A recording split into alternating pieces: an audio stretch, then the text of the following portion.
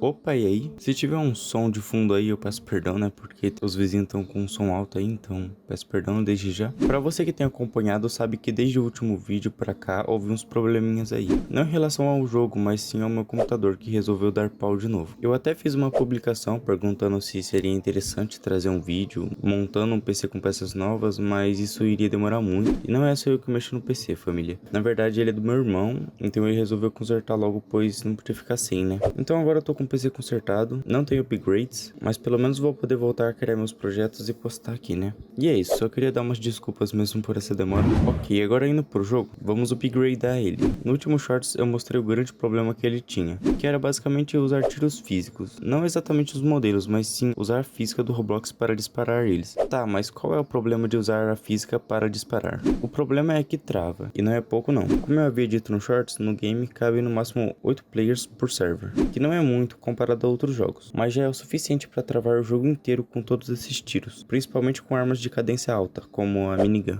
Deu pra perceber bem isso com a gameplay de teste que eu fiz com o Nick. Nossa, Mano, que velho. isso? Você só me acertou 2 tiros pra mim, mano. Acho que é os FPS, mano. Não tá calculando todos os tiros. Tinha momentos em que o jogo simplesmente travava muito, isso que tinha só 2 batalhando, né? Também tem o problema de começar a atirar e simplesmente não parar mais. Nossa, pior que quando eu uso o dash, o bagulho fica tirando sozinho. Aí eu só miro em tudo. O input lag e outros problemas que vão ser sanados neste vídeo. Então vamos à reformulação dos tiros.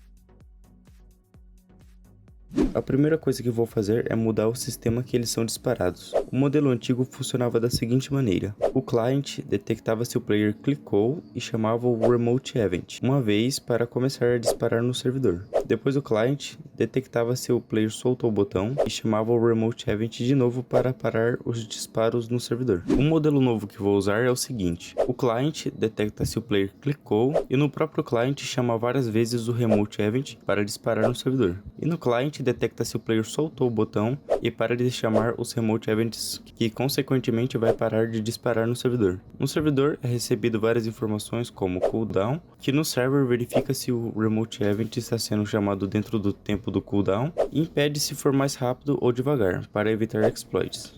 Tá, mas o que isso muda? Não é até pior, por ter que chamar vários Remote Events? A resposta é sim e não. Tem vantagens e desvantagens. Por um lado vai facilitar muito, porque é spoiler o que eu vou falar agora, mas existem armas que têm habilidades especiais, como por exemplo a Seeker, que dispara onde seu mouse está apontando. Essa habilidade específica requer que o server saiba a posição do mouse para disparar o tiro na direção dele. E o único método, se eu não me engano eu até perguntei ao chat GPT se existia outro método, mas a única forma de pegar a posição do mouse diretamente é pelo local script, na parte do client. Resumindo, de qualquer forma eu teria que usar o Remote Event para passar a posição do mouse. Tá, então eu poderia usar o Remote Event para começar a disparar e já passar a posição do mouse, certo? Errado, pois se eu passar a posição do mouse só no início, quando eu mover o mouse, ele não vai atualizar. Os tiros serão disparados na exata posição antiga até eu soltar e clicar de novo. Então você pode passar o mouse pelo Remote Event e lá você pega a posição dele, certo? Se eu te falar que eu não tinha pensado nisso até começar a fazer o roteiro desse vídeo, mas pelo que eu pesquisei no chat, isso não é possível, porque o server não tem acesso ao mouse do player.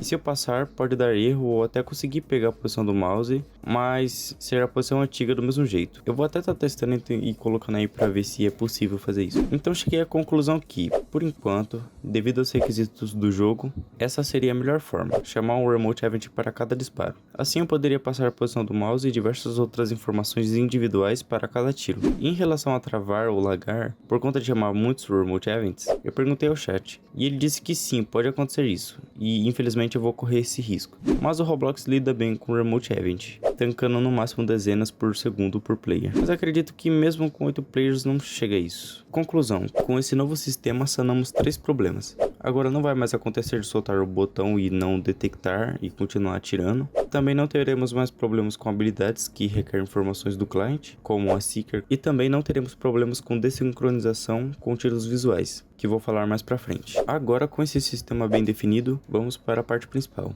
deixar de disparar usando física do Roblox. Tá, mas como exatamente você vai fazer isso? Na verdade é bem simples, deixa eu explicar. No modelo antigo, os tiros eram disparados da seguinte forma: era aplicado um valor ao atributo velocity do tiro, que é uma base part. No início eu achava que essa maneira não usava física, não só usa como é extremamente ruim. E para a gravidade não interferir na trajetória da bala, eu também criava um objeto para aplicar uma força contrária da gravidade. E também com esse sistema eu usava o ponto touch para detectar as colisões do tiro. Então eu não preciso nem falar porque isso travava e era extremamente ruim, né? Agora no modelo novo, para mover os tiros, eu simplesmente aplico um valor ao C-frame do modelo. O valor que eu aplico é a direção da frente dele, no caso o look vector, que é para onde ele está olhando, vezes o valor da velocidade dele, que é executado várias vezes por segundo com um heartbeat, que repete quadro por quadro, e ancorado para que a gravidade não interfira na trajetória, nós temos um tiro limpo de física, liso e também bem mais fácil de manipular. Interessante. Mas e a colisão? Com o modelo do tiro ancorado, agora não vai dar mais para usar o ponto touched. Para a colisão vou usar Raycast. Conversando com o chat, ele me garantiu que Raycast seria a melhor opção. A cada frame, a bala se move para frente. Entre a posição antiga e a nova é criado um Raycast que detecta toda a colisão de forma precisa entre a trajetória da bala. E depois disso foi só adaptar o código de detectar a colisão, aplicar uma leve rotação no modelo da bala ao ser spawnada para que ela se disperse de acordo com a sua precisão, dar dano e aplicar efeitos como feedback de dano e partículas de metais. Com isso temos o tiro já finalizado. Mas como eu havia falado no Shorts, tem uma coisa que vem me incomodando, que é o delay até os tiros saírem depois do botão ser pressionado. É que toda vez que você for atirar com um avião, tem um delay até os tiros saírem. Não tem como corrigir isso. Isso porque é a demora normal do cliente conversar com o server e ele retornar novamente para mostrar os tiros. O game é completamente jogável com esse pequeno delay, porém tem uma coisa que eu queria fazer já há um tempo, que seria os tiros visuais. Esses tiros visuais vão ser criados no cliente do player que disparou, e vai funcionar quase que exatamente como o do server. Os tiros irão fazer a mesma trajetória, vão ser instantâneo, ou seja, se torna super responsivo visualmente, porém não vão calcular a colisão, dar dano, nem exibir feedbacks visuais, como o feedback de dano e as partículas de metais. Para fazer isso, eu usei um módulo script, e dano require nele pelo script local que detecta o input e começa a disparar através do remote event. Os dois são chamados ao mesmo tempo, e disparam os tiros da mesma forma. Isso faz com que ambos tenham a mesma trajetória. Porém, ao ser chamado no local, o módulo script vai disparar de forma instantânea e responsiva. Ok, mas por um ser sem delay e o outro com delay, não vai rolar desincronia entre os dois disparos? A resposta é sim. As inconsistências entre os dois disparos aconteceriam, mas não seriam muito perceptíveis. Uma delas seria o atraso do feedback de dano e as partículas de metais depois do tiro visual ter acertado, porque teria que esperar os disparos verídicos do server colidir e mostrar o feedback. E outra inconsistência é que poderiam acontecer tiros fantasmas. Apesar de não ser muito usado essa nomenclatura, resolvi chamar dessa forma. E o que seria isso? Como existe um delay entre esses disparos, o tiro visual vai estar sempre na frente do tiro verídico, do servidor. Pode ocorrer casos em que o tiro visual colida com algum inimigo que esteja se movendo, e na hora do tiro verídico colidir, o inimigo já ter mudado de lugar, principalmente quando se move em altas velocidades. Isso ocasiona em desincronia. Na sua tela você acertou, mas não contabilizou porque o tiro do servidor é o que importa, e ele não acertou.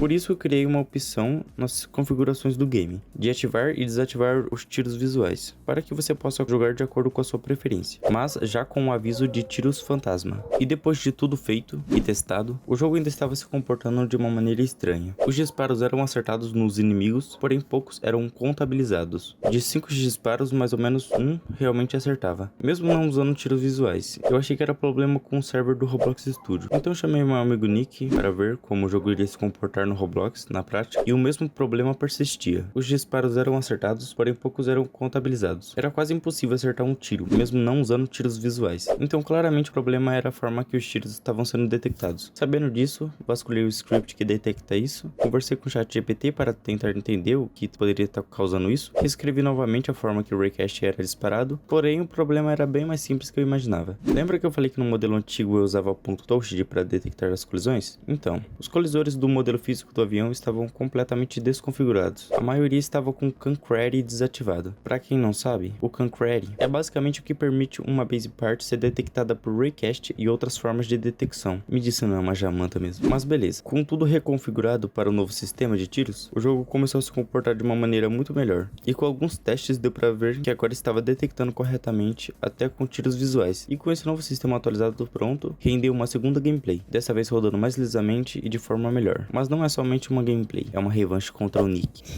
Se você não sabe o que eu tô falando, eu recomendo você assistir o vídeo. Primeira gameplay do meu jogo no Roblox, com a participação especial do Nick. É interessante porque aquela batalha foi feita com um sistema antigo de disparos, então você vai ter uma noção do quanto mudou com esse sistema novo. Não só isso, você também vai saber o resultado da batalha anterior e o desfecho dessa batalha atual, com o Nick. Assista aquele vídeo primeiro, que tá muito top, muito engraçado. Se inscreve no canal do Nick e volta aqui para acompanhar o desfecho dessa batalha. É isso, fiquem com a gameplay. Opa, e aí, então, o que acontece? Eu vim aqui no final do vídeo para avisar uma coisa. Como esse vídeo já tá na média de tempo que eu quero fazer em todos os vídeos, eu vou estar separando ele em duas partes. Se a gameplay fosse curta, não teria problema deixar esse vídeo um pouco longo. Porém, pelo que eu já editei aqui, parece que vai ser 30 minutos de gameplay. Então mais pra frente eu vou estar lançando a segunda parte da reformulação dos tiros. No caso, testando na prática com o Nick. Sinto muito, mas garanto que vai valer a pena esperar. E é isso, valeu por ter assistido, até a segunda parte. Falou!